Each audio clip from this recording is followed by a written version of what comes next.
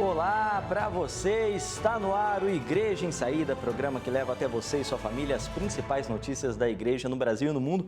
Que bom ter a sua companhia nessa segunda-feira de feriado, hein? Hoje, dia do trabalhador, dia também de São José Operário, padroeiro dos trabalhadores. Então fica aqui o nosso abraço e as nossas orações para todos os trabalhadores desse nosso país.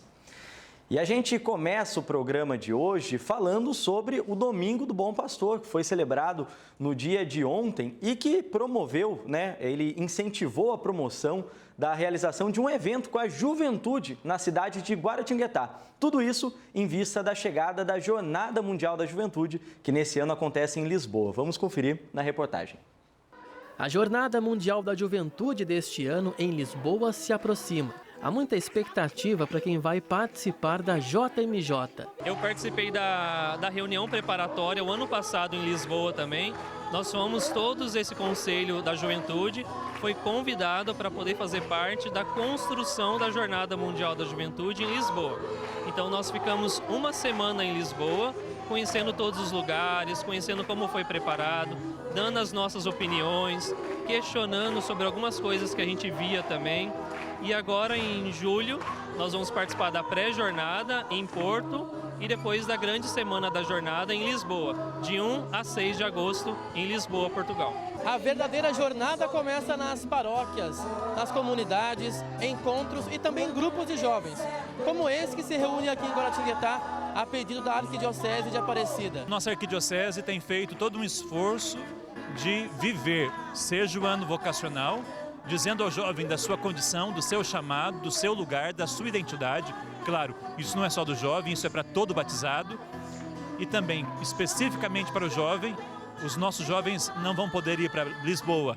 Então nós vamos tentar viver a Jornada Mundial da Juventude aqui na nossa região, na nossa arquidiocese, promovendo eventos, promovendo atividades que ajudem os jovens a se sentirem compromissados com a fé, com a igreja, com Jesus Cristo. Jovens de paróquias da Arquidiocese de Aparecida se reuniram para celebrar o Dia do Bom Pastor. Comunidades unidas para compartilhar o amor de Cristo, através de muita música, animação e, é claro, calor que aquece o coração e fortalece a fé todos os dias. Mudou muita coisa, Porque a gente fica afastado de Deus, parece que falta alguma coisa, E esse vazio que eu sentia dentro de mim, eu acho que eu estou conseguindo preencher com um grupo de jovens. A participação da juventude no Dia da Igreja é uma ação que a CNBB busca fortalecer.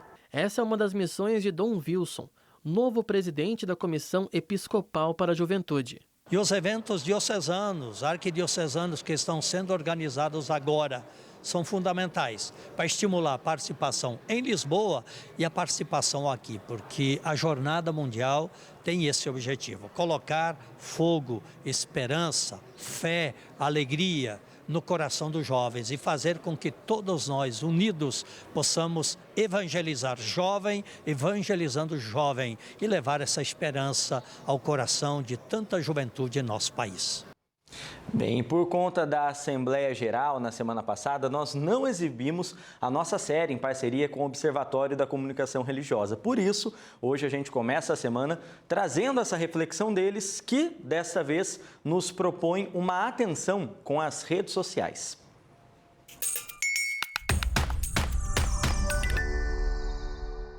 Atualmente é difícil encontrar quem não tenha algum aplicativo de rede social instalado em seu celular.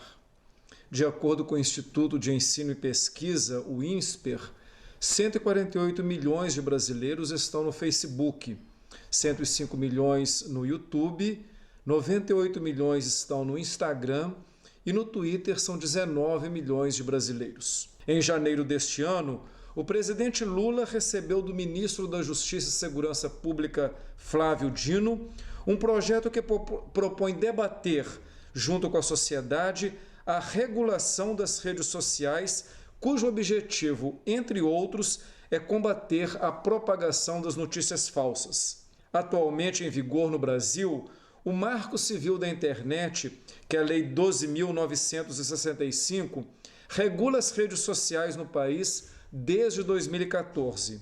Porém, essa lei é limitada, porque ela não responsabiliza as plataformas pelas publicações feitas por terceiros, ainda que seja essas informações divulgadas ou divulgando informações falsas, discursos de ódio e mentiras. A importância da regulação das plataformas digitais fica evidente quando se discutem os efeitos socialmente lesivos da desinformação e dos discursos de ódio que envolvem o negacionismo científico, os ataques às instituições democráticas e a estratégia de anular o debate nacional baseado em fatos, pela construção de realidades paralelas, fantasiosas e inexistentes. É preciso enfrentar corajosamente os discursos que maculam a democracia, os direitos humanos, a cidadania. Ademais, é preciso um enfrentamento claro aos conteúdos ilícitos divulgados nas redes sociais. Neste sentido, regulamentar as redes sociais é proteger os pensamentos divergentes, enfrentar as polarizações, os extremismos e os fundamentalismos religiosos. O Observatório da Comunicação Religiosa entende que o caminho da regulamentação pública e democrática das plataformas digitais passa por uma nova legislação debatida pela sociedade, baseada em regras claras e compreensíveis de transparência e responsabilização da operação e gerenciamento dos conteúdos publicados nas redes sociais, além de tornar públicos os dados, os sistemas algoritmos das plataformas digitais e as formas e fontes de monetarização das mídias sociais.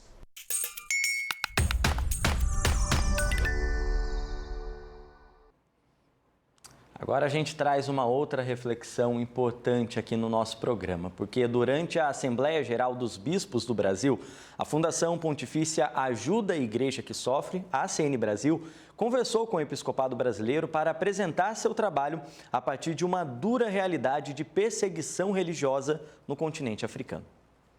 Neste ano, o exemplo escolhido foi o da Nigéria, país que, ao longo dos últimos meses, registrou diversos casos de atentados contra templos cristãos e religiosos. Difícil escolher, né? Mas a gente tem pouco tempo, a gente escolheu falar sobre a Nigéria. A Nigéria é um país que tem sofrido uma perseguição atroz, os cristãos lá sofrem demais.